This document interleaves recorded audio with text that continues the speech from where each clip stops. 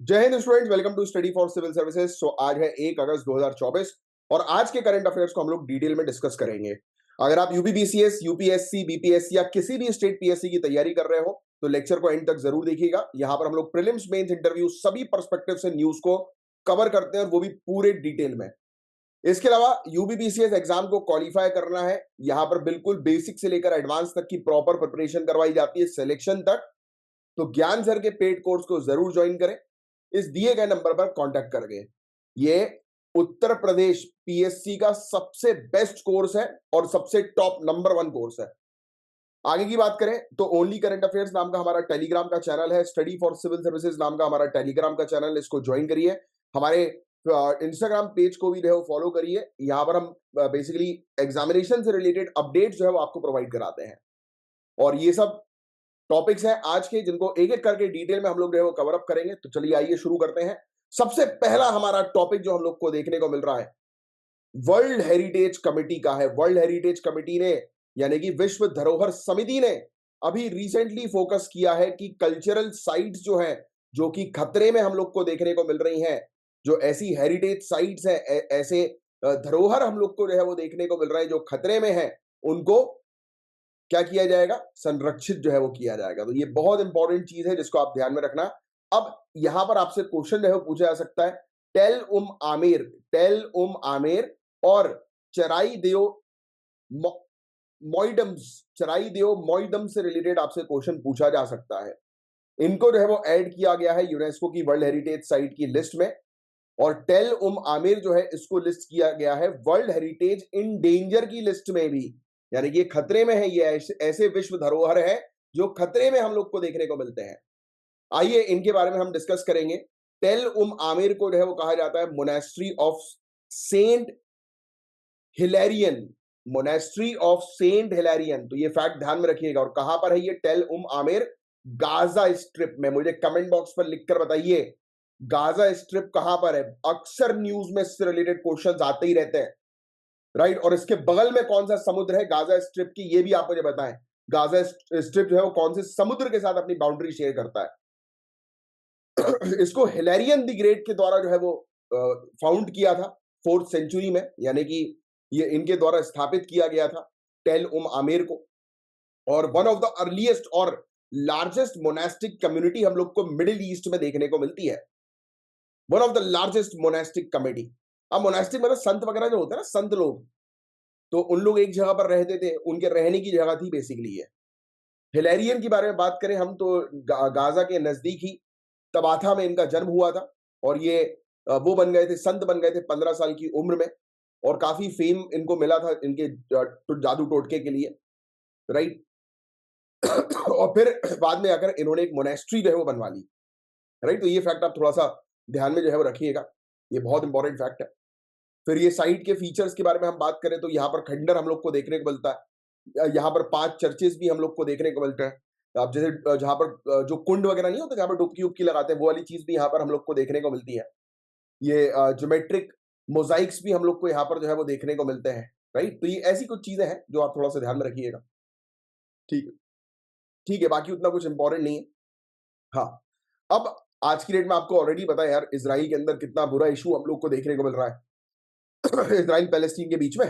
तो ये साइट जो है वो बहुत ज्यादा डैमेज हो रही है, तो इसलिए इस साइट को बचाने के पर्सपेक्टिव से वर्ल्ड हेरिटेज कमेटी ने इसको डेंजर की लिस्ट में जो है वो डाल दिया, वर्ल्ड हेरिटेज एंड डेंजर की लिस्ट में। और इंस्टीट्यूट ऑफ पैलेस्टीनियन स्टडीज के अकॉर्डिंग काफी सारी ऐसी आर्कियोलॉजिकल साइट्स और बिल्डिंग है कल्चरल और हिस्टोरिकल इंपॉर्टेंस की गाजा के अंदर, जो या तो खत्म हो चुकी है पूरी तरह से या खत्म हो रही है, तोड़ी जा रही है। अब जैसे टेल आमिर को जो है वर्ल्ड हेरिटेज लिस्ट की साइट पे डाल दिया और list of world heritage and danger की लिस्ट में भी जो है वो शामिल कर लिया है, तो इन सब को प्रोटेक्ट करने की बहुत ज्यादा आवश्यकता है, राइट। इनको इंटरनेशनल रिकॉग्नाइजेशन जो है वो मिला है, राइट। तो ये सब चीजें हम लोग को जो है वो देखने को मिल रही हैं। तो ये फैक्ट्स जो है वो थोड़े से आपको ध्यान में रखना जरूरी है। ठीक है, अब देखो दिसंबर 2023 में हम लोग को देखने को मिला कि यूनेस्को ने जो है वो टेल आमिर को जो है वो ये कहा था कि 1954 हेग कन्वेंशन के अंडर जो है वो इसको प्रोटेक्शन दी जाए, राइट। क्योंकि अब यार ये सब चीजों को बचाना जरूरी है। इस प्रकार से वॉर के समय पर हम लोग को देखने को मिलता है कि, या डिस्टर्बेंस के समय पर देखने को मिलता है कि हेरिटेज को जो तोड़ा जाता है तो वो बिल्कुल ही खराब है। क्योंकि ये सांस्कृतिक और ऐतिहासिक रूप से जो है वो जाने जाते हैं ये सब बिल्डिंग्स वगैरह, है कि नहीं? आगे की चर्चा करें। चराइदियो मॉइडम्स, चराइदियो मॉइडम हम लोग को देखने को मिलता है, एक और है आसाम के अंदर। ये बहुत इंपॉर्टेंट फैक्ट है, ध्यान में रखिएगा। ये अहोम डायनेस्टी की बरियल साइट है। अगर मैं गलत नहीं हूं तो यहाँ पे जो राजा वगैरह जो रहते थे ना, तो उनकी ये बरियल साइट थी, यानी कि उनको दफनाया गया था, राइट, उनके वंशज के लोगों को। ठीक है, अहोम डायनेस्टी के हैं ये, और इसको स्टैब्लिश किया था राजा सुकापा के द्वारा 1253 एडी में। तो आप चराइदियो मॉइडम्स ध्यान में रखना कि ये कहां पर है, ये अहोम डायनेस्टी का है, आसाम के अंदर। अब मिट्टी के टीलों को जो है वो मोइडम जो है वो कहा जाता है, राइट। अर्थन माउंट्स हम लोग को देखने को मिलते हैं, मिट्टी के टील है, इनको मोइडम्स जो है वो कहा जाता है। यहाँ पर रॉयल्टी और एरिस्टोक्रेसी वाले लोगों को जो है वो बरी किया जाता था, यानी कि दफनाया जाता था। ठीक है, इसके अलावा मोइडम जो है वो एंशियंट इजिप्टियन पिरामिड को जो है वो दर्शाता है, उसी से मिलता जुलता हम लोग को देखने को मिलता है। इसलिए पिरामिड ऑफ आसाम भी जो है वो इसको कहते हैं, याद रखिएगा, चराइदियो मॉइडम्स को। बस यही चीज है इसके अंदर, और कुछ नहीं है। अहोम के बारे में बात करें तो अहोम डायनेस्टी हम लोग को देखने को मिली थी कि 6 शताब्दी तक जो है वो इसने रूल किया था।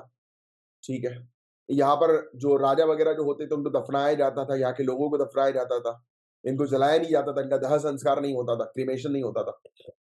ठीक है, आगे की चर्चा करें। चा, चाउलंग सुकपा जो फाउंडर थे, ये बर्मा से रहे, ब्रह्मपुत्र वैली में आए, और इन्होंने जो है वो चराइदियो को जो है वो बनाया, तैयार जो है वो किया। ठीक है, और बोर आसाम या ग्रेटर आसाम के आर्किटेक्ट भी जो है ये कहलाए जाते हैं। बस और कुछ नहीं। 400 एनिवर्सरी इनकी हम लोग को जो है वो देखने को मिली थी जनरल अहोम जनरल लचित बोरफुकान की, और अहोम दिवस हम लोग को 2 दिसंबर को देखने को मिलता है, हर साल मनाया जाता है। ठीक है, तो आप ये तो 2 साइट्स के नाम ध्यान में रखिएगा, टेल उम आमिर और चराइदियो मॉइडम्स। टेल उम आमिर गाजा में है, और चराइदियो मॉइडम्स जो है वो आसाम के अंदर है। इनको यूनेस्को की वर्ल्ड हेरिटेज साइट की लिस्ट में शामिल कर दिया है, और टेल उम आमिर को जो है वो हेरिटेज एंड डेंजर की लिस्ट में भी जो है वो शामिल किया गया है। बस दैट्स इट, इतना ही था इस टॉपिक के अंदर, और कुछ नहीं है। अब आगे बढ़ते हैं। देखो, उसी टाइप का एक और टॉपिक मिल गया है, वही ये कल्चरल हेरिटेज से रिलेटेड, सांस्कृतिक विरासत से रिलेटेड, है ना। तो इसी बारी हम बात करेंगे। गवर्नमेंट ऑफ इंडिया ने भी स्टैब्लिश करी है काफी सारे इनिशिएटिव, जिसके थ्रू हम अपनी कंट्री के जो सांस्कृतिक विरासत है उसको प्रोटेक्ट कर रहे हैं। 2 प्रोग्राम्स जो है वो के अकॉर्डिंग हम लोग को देखने को मिलते हैं, जैसे कि नेशनल मिशन फॉर मैन्युस्क्रिप्ट्स और नेशनल कल्चर फंड, हिंदी में भी ध्यान में रखना, ये राष्ट्रीय पांडुलिपि मिशन और राष्ट्रीय संस्कृति कोष। और ये इनिशिएटिव का मेन ऑब्जेक्टिव यही है कि हमारी जो ये प्राचीन जो ये पांडुलिपि है ना, मैन्युस्क्रिप्ट्स और कल्चरल हेरिटेज, सांस्कृतिक विरासत, तो उनको जो है वो प्रोटेक्ट करना है, कंजर्व करना है, डॉक्यूमेंटेशन उनका करना है, डिजिटलाइज करना है, और ये होगा पब्लिक प्राइवेट पार्टनरशिप के थ्रू। अच्छा, इसको आगे बढ़ने से पहले मैं आपको बताना चाहता हूँ, भाई अपना ध्यान रखो, अभी मौसम बड़ा बेकार चल रहा है। मैं तो खुद अभी ऑलमोस्ट मेरे ख्याल से 6 7 8 दिन हो गए मुझे, तो मेरी खांसी सर्दी जो है वो जा नहीं पा रही, बड़ी मुसीबत हो गई है। और फीवर जो है वो रुक रुक के बार बार जो है वो आ रहा है, जो बोलता है ना कि अंदरूनी फीवर, इंटरनल फीवर जो रहता है, उस टाइप का है मुझे। बिल्कुल हर चीज कड़वी लगती, खाने वाने में कुछ मजा नहीं आ रहा। तो बच के रहो भाई, क्योंकि अब मेरा तो समझ में आता है, बट आप लोग अब तैयारी कर रहे हो एग्जामिनेशन की, सिविल सर्विसेज की, है ना। इसमें क्या होता है कि एक भी दिन, 2 दिन, 3 दिन की छुट्टी गैप, मतलब काम खराब। तो ऐसा कोई वो मत करो, अच्छा हेल्दी फूड करो, बाहर बाहर मत जाओ, बढ़िया अपने रूम में बैठकर बढ़िया अच्छे से जो है वो तैयारी करो, क्योंकि टाइम वेस्ट जब आपका होगा तो आप अपने जो गोल है, एम है, उससे जो है वो पीछे हो जाओगे। तो चलिए, नेशनल मिशन फॉर मैन्युस्क्रिप्ट्स, राष्ट्रीय पांडुलिपि मिशन के बारे में हम बात करें। 2003 में इसको स्टैब्लिश किया गया था ministry of tourism and culture के द्वारा, पर्यटन और संस्कृति मंत्रालय के द्वारा। इसका मेन ऑब्जेक्टिव मैंने आपको ऑलरेडी बता ही दिया, प्रोटेक्ट करना है हमारी किसको, मैन्युस्क्रिप्ट हेरिटेज को। 100 से भी ज्यादा मैन्युस्क्रिप्ट रिसोर्स सेंटर जो है और मैन्युस्क्रिप्ट कंजर्वेशन सेंटर जो है वो सेटअप किए गए हैं पूरे इंडिया में, 100 से भी ज्यादा। फिर इसके अलावा इसका मेन ऑब्जेक्टिव यही है कि डॉक्यूमेंटेशन करना, प्रोटेक्ट करना, डिजिटलाइज करना, ऑनलाइन जो है वो लेकर आना पूरी की पूरी मैन्युस्क्रिप्ट्स को, राइट। अब इंडिया जो है, यहाँ पर 10 मिलियन से भी ज्यादा मैन्युस्क्रिप्ट हम लोग को देखने को मिलती है, और लार्जेस्ट कलेक्शन है इंडिया के पास पूरे दुनिया भर में मैन्युस्क्रिप्ट्स के मामले में। अलग अलग theme, texture, aesthetics, scripts, language, calligraphies, right, illuminations, illustrations, इन सब के आधार पर हम लोग को देखने को मिलती है, देख लो आप, राइट। अलग अलग विषय, बनावट, सौंदर्य शास्त्र, लिपियां, भाषाएं, सुलेख, रोशनी, चित्रण, तो ये सब हम लोग को देखने को मिलता है। हैंड रिटन ही हम लोग को देखने को मिलते हैं पेपर पे, या छाल जो होती है ना पेड़ की, उस पर, क्लॉथ पर, कपड़े पर, मेटल पर, पत्तियों पर, राइट। तो इन सब की हमें देखने को मिलती है। 75 ईयर्स साल पुरानी हम लोग को देखने को मिलती है। अलग अलग हिस्टोरिकल रिकॉर्ड्स हम लोग को जो है वो देखने को मिल रहा है। अलग अलग हंड्रेड्स ऑफ डिफरेंट लैंग्वेजेस हम लोग को देखने को मिल रही है। अलग अलग भाषाएं, अलग अलग लिपियों में हमें देखने को मिल रही है। फिर ऐसे ही एक नेशनल कल्चर फंड है भाई, कोष है। तो कोष मतलब वो है फंड, पैसा रखेंगे इसमें। तो ये इस्टेब्लिश किया गया था एज ट्रस्ट के तौर पर 1996 में, चैरिटेबल एंडोमेंट एक्ट 1890 के तहत। पब्लिक प्राइवेट पार्टनरशिप के थ्रू पैसा इकट्ठा किया जाता है, और मेन ऑब्जेक्टिव यही होता है कि इंडिया की जो सांस्कृतिक विरासत है उसको जो है वो प्रोटेक्ट करके रखना।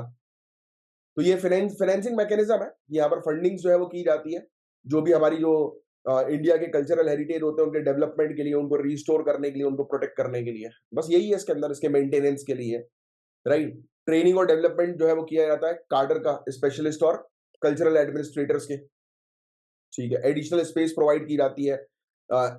ऑलरेडी जो म्यूजियम्स है उसमें कंस्ट्रक्ट किए जाते हैं नए म्यूजियम इसके द्वारा, राइट। नई और स्पेशल गैलरीज जो है वो बनाई जाती है, ठीक है। इसको मैनेज किया जाता है मिनिस्टर ऑफ कल्चर के द्वारा, और मैक्सिमम 25 मेंबर इसके अंदर हम लोग को जो है वो देखने को मिलते हैं जो पॉलिसीज बनाते हैं।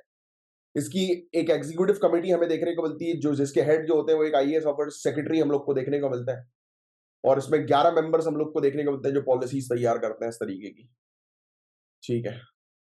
ये इस फंड के अंदर डोनेशन जो है उसमें 100% टैक्स बेनिफिट मिलता है सेक्शन 80G2 के तहत, इनकम टैक्स एक्ट 1961 के, ठीक है। शेड्यूल 7 नंबर 5 कंपनीज एक्ट 2013 का, इसके तहत भी कॉर्पोरेट सोशल रिस्पॉन्सिबिलिटी के थ्रू भी कंट्रीब्यूशन आता है। सीएसआर होता है ना कंपनीज के अंदर, कंपनीज अपना सीएसआर वगैरह शो करती हैं।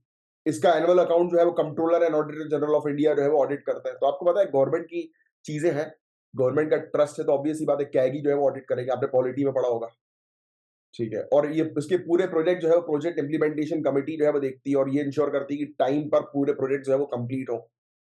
इन्होंने अभी रिसेंटली अहोम के काफी सारे मॉन्यूमेंट जो है वो प्रोटेक्ट किए थे, और इसमें oil and natural gas corporation limited ने कंट्रीब्यूशन दिया था। ऐसी काफी सारी कंपनीज के कंट्रीब्यूशन, एनटीपीसी का फंडिंग हम लोग को देखने को मिलती है। विक्रमशिला जो बिहार में है, तो उसके डेवलपमेंट के लिए।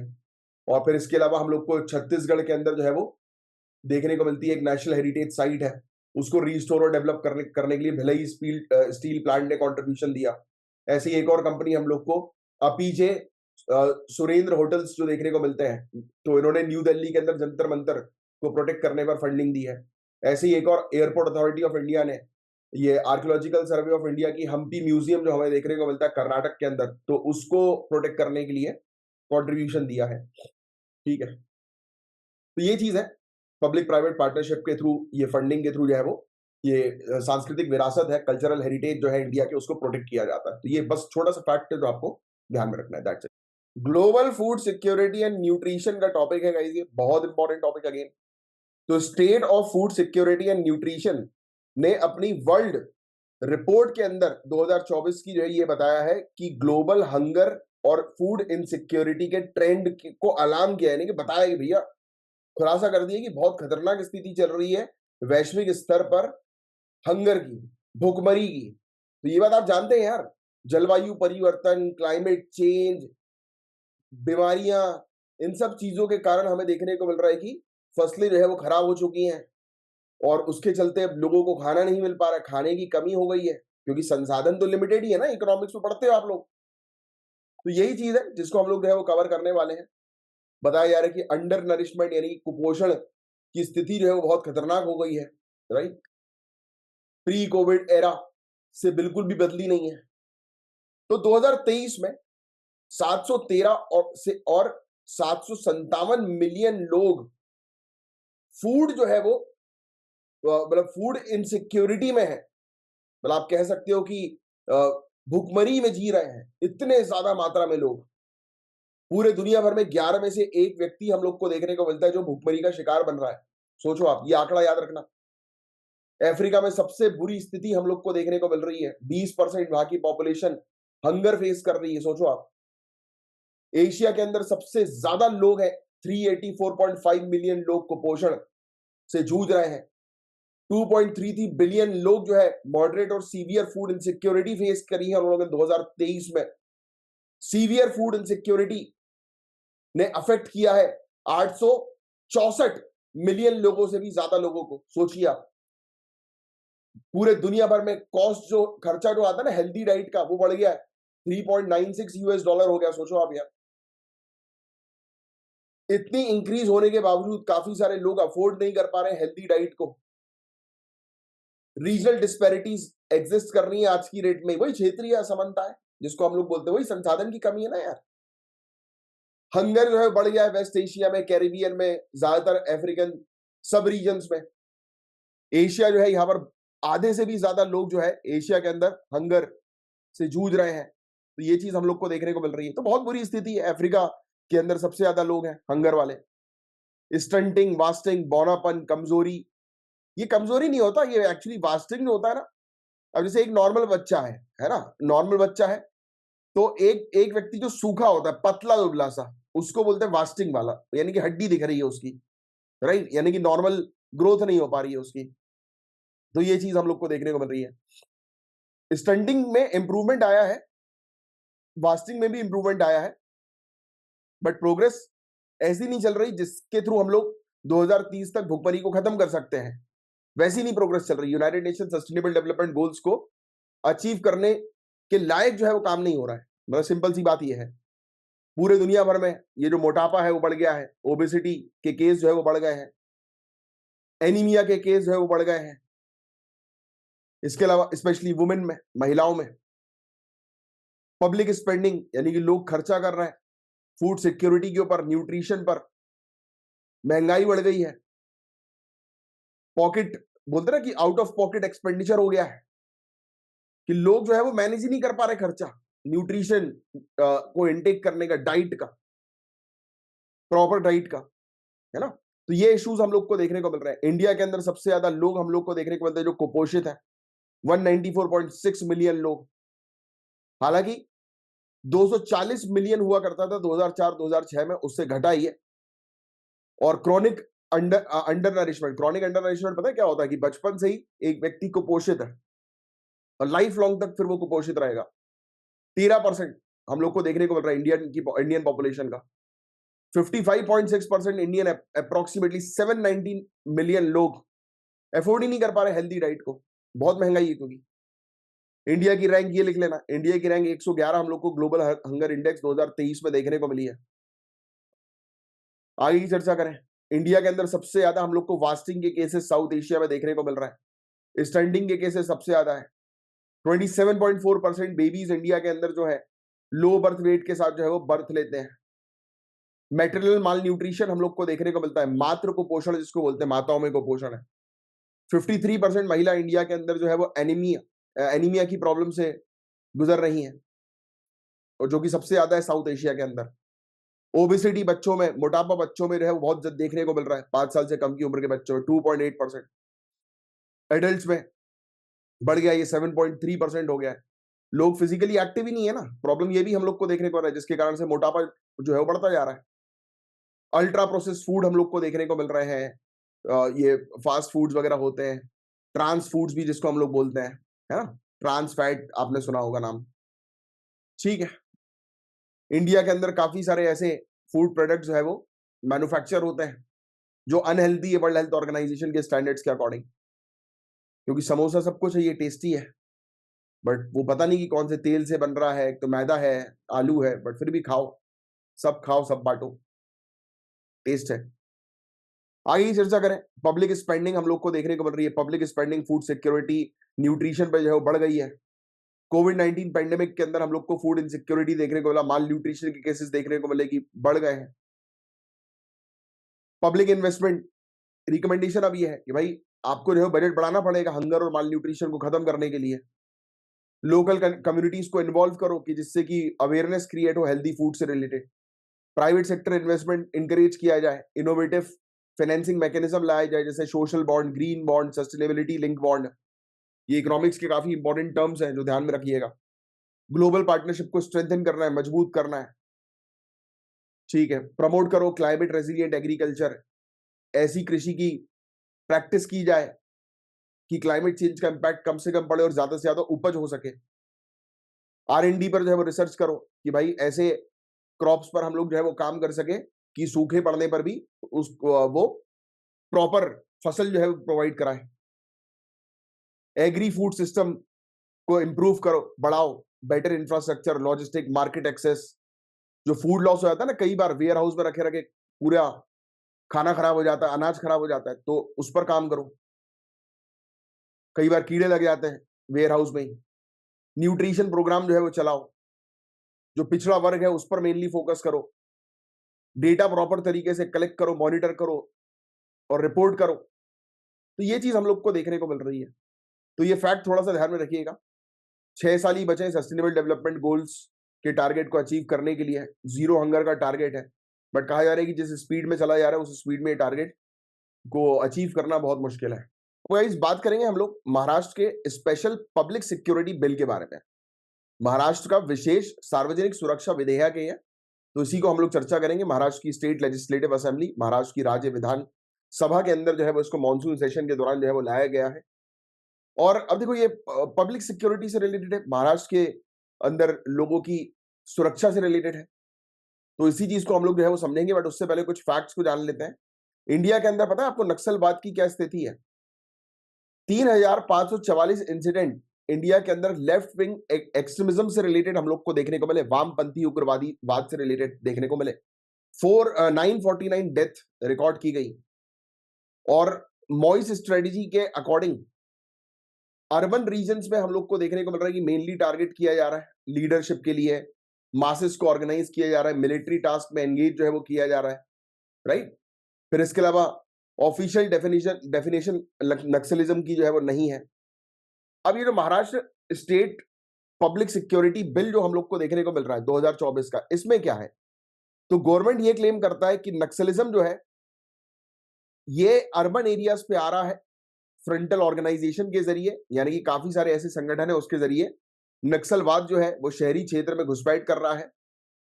उआपा, अनलॉफुल एक्टिविटीज प्रिवेंशन एक्ट, मोकोका, तो ऐसे कानून जो हम लोग को देखने को मिल रहे हैं ये पर्याप्त नहीं है, इससे भी और बेहतर तरीके से काम करने की आवश्यकता है। इसके अंदर सबसे पहली चीज तो ये बोली गई कि सरकार अब किसी भी ऑर्गेनाइजेशन को अनलॉफुल डिक्लेयर कर सकती है, गैर कानूनी घोषित कर सकती है बेस्ड ऑन इट्स एक्टिविटीज, उनकी एक्टिविटीज के आधार पर। यहां पर कहा गया कि membership, fund raising, management, unlawful activities में इस प्रकार की चीजें करने वाले कोई भी ऑर्गेनाइजेशन के खिलाफ कार्रवाई होगी। 2 से लेकर 7 साल तक की जेल और 2 से लेकर 5 साल तक का जुर्माना, 5 लाख रुपए तक का जुर्माना। और यहां पर बताया जा रहा है कि किसी को भी बिना वारंट के अरेस्ट किया जा सकता है, नॉन बेलेबल ऑफेंस होगा और कॉग्निजेबल होगा। इसके अंदर डिस्ट्रिक्ट मजिस्ट्रेट और पुलिस कमिश्नर जो है वो परमिशन जो है वो दे सकते हैं और बाईपास कर सकते हैं हायर अथॉरिटीज को, राइट। तो ये चीज हम लोग को देखने को मिल रही है। आगे की जो है वो चर्चा करें। प्रोसिक्यूशन को सिंप्लीफाइड है वो कर दिया गया है, मतलब कि कार्रवाई को सिंप्लीफाई कर दिया है। अब डायरेक्ट डीएम, पुलिस कमिश्नर ये केसेस को हैंडल करेंगे। उआपा के साथ कंपैरिजन की बात करें तो एमपीएस के अंदर बताया गया कि पब्लिक ऑर्डर और पब्लिक फियर जनरेट करता है। जैसे उआपा की बारे में बात करें, उआपा किसी भी व्यक्ति को टेररिस्ट डिक्लेयर कर सकता है और पब्लिक के बीच में उससे रिलेटेड डर होता है। यहां पर प्रॉपर बोल रहे हैं कि महाराष्ट्र के अंदर जो ये बिल लाया जा रहा है पब्लिक सिक्योरिटी से रिलेटेड, वो थोड़ा सा मतलब आश्वासन देगा लोगों को डरने की आवश्यकता नहीं होगी, जो गलत करेगा उसी के खिलाफ कार्रवाई होगी, ठीक है। उआपा बहुत इंपॉर्टेंट कानून है 1967 का, अनलॉफुल एक्टिविटीज प्रिवेंशन एक्ट। और इसमें एनआईए, नेशनल इन्वेस्टिगेटिंग एजेंसी, इसके ऑफिसर्स जो है वो डील करते हैं, ठीक है। सुप्रीम कोर्ट जो है इसने भी काफी सारे ऑर्गेनाइजेशन जो बैन किए गए हैं उआपा के तहत, तो उस पर भी टिप्पणी जो है वो कई बार करी, कई बार ऑर्डर दिए है ऑनरेबल सुप्रीम कोर्ट ने, ठीक है। आगे की चर्चा करें। एमपीएस बिल के अंदर कुछ आलोचनाएं भी हुई है। एक तो डेफिनेशन जो इसकी हम लोग को जो है वो देखने को मिलती है वो पर्याप्त नहीं है, प्रॉपर नहीं है। और कहा जा रहा है कि इतनी ब्रॉड और इतनी वेग डेफिनेशन कर दी है कि आप इसका मिसयूज तक कर सकते हो। इसमें कुछ ऐसे टर्म्स हम लोग को देखने को मिलते हैं, अवज्ञा को प्रोत्साहन करना, सार्वजनिक व्यवस्था के लिए खतरा, राइट। तो ये सब चीजें जो होती हैं वो सब्जेक्टिव हम लोग को देखने को मिलती हैं, राइट। इसके बहुत सारे मीनिंग्स जो है वो बन सकते हैं। फिर सिविल लिबर्टीज, जो लोगों की स्वतंत्रता है, उसके लिए भी एक खतरा हम लोग को देखने को मिलता है। इसका मिसयूज भी जो है वो किया जा सकता है, जैसे हुआपा का मिसयूज हो रहा है। फिर इसके अलावा फ्रीडम ऑफ एक्सप्रेशन पर इंपैक्ट पड़ सकता है, अभिव्यक्ति की स्वतंत्रता पर प्रभाव पड़ सकता है। फिर इसके अलावा यहां पर बताया यार कि कोर्ट जो है उन्होंने ये बोला कि भैया नैरो डेफिनेशन जो है वो प्रोवाइड कराओ, स्ट्रिक्ट तरीके से कानून का पालन करो। तो ये सब चीजें हम लोग को देखने को मिलती हैं, बस और कुछ नहीं है इसके अंदर।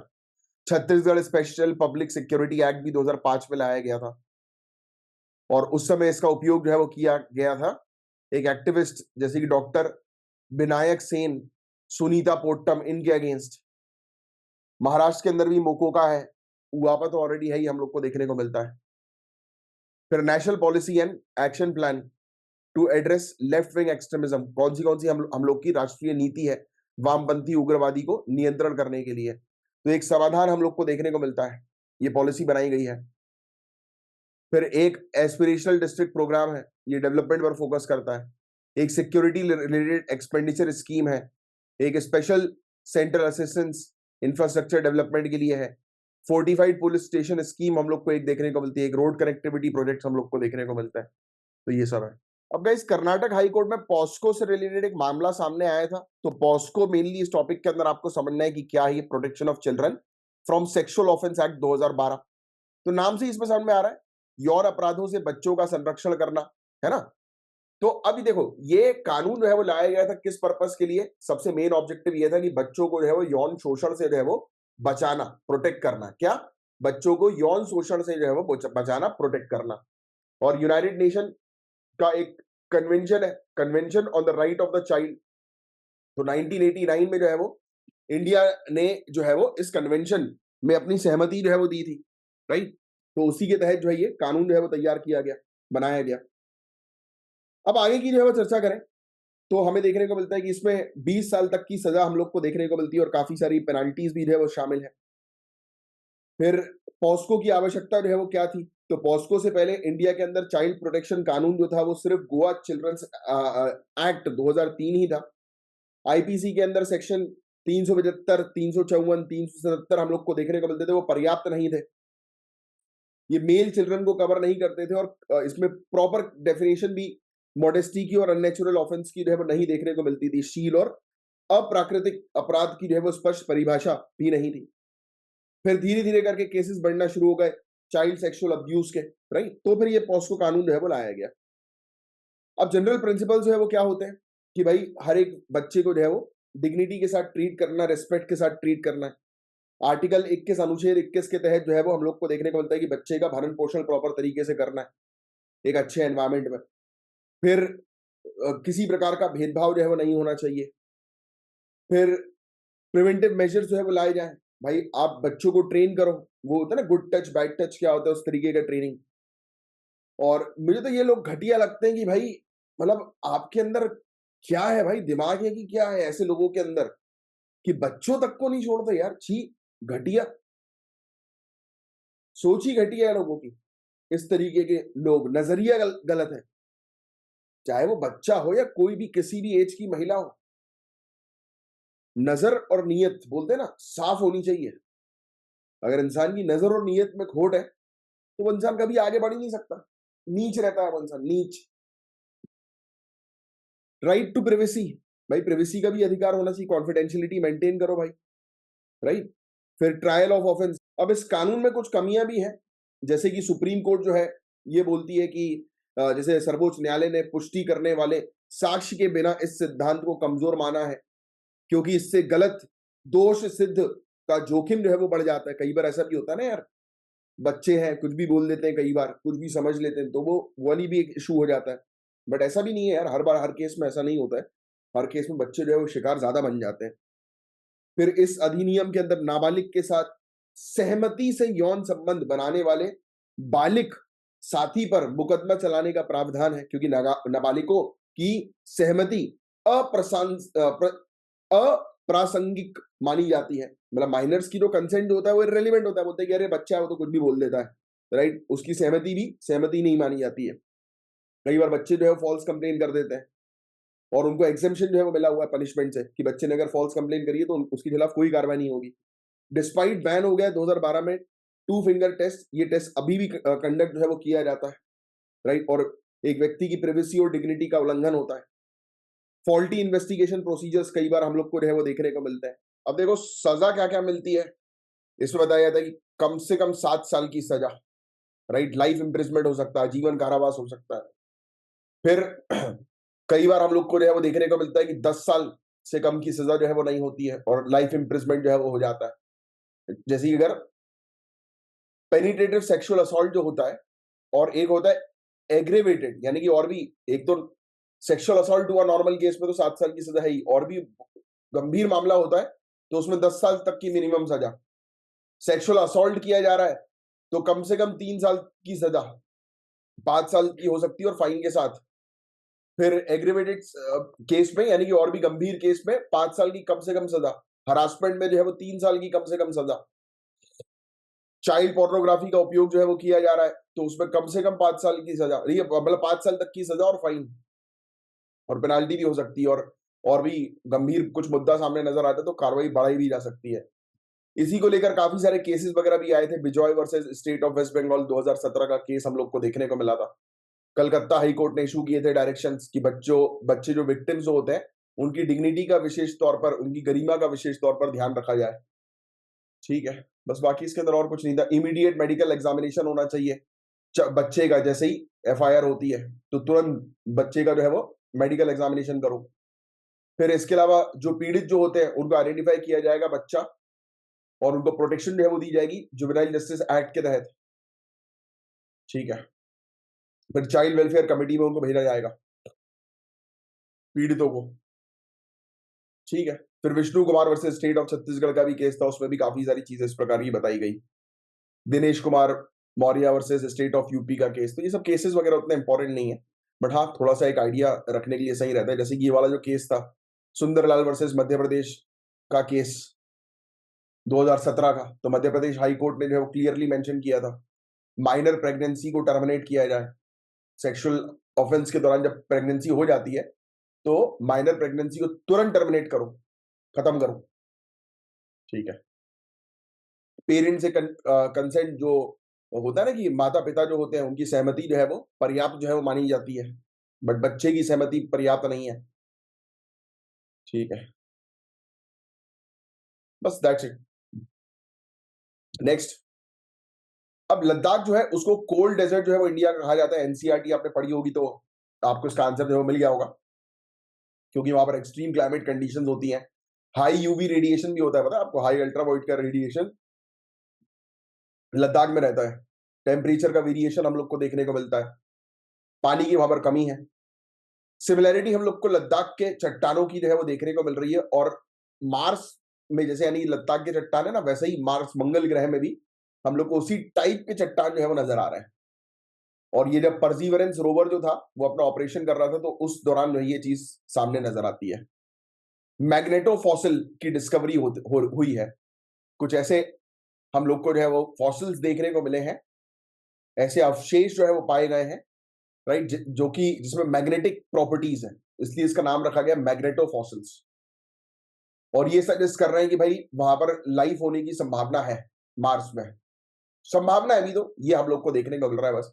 सैंपल्स कलेक्ट किए गए लद्दाख से और एनालाइज किया गया उनको एक्सरे फोटो इलेक्ट्रॉन स्पेक्ट्रोस्कोपी में, और हायर कॉन्सेंट्रेशन ऑक्सीडाइज्ड मैग्नीज का हम लोग को का, कार्बोक्सिलिक एसिड का देखने को मिला, जो इंडिकेट करता है कि हाँ भाई यहाँ पे किसी ना किसी प्रकार का जो है वो है, ऑर्गेनिक सिग्नेचर्स है, यानी कि वहां पर लाइफ की संभावना है।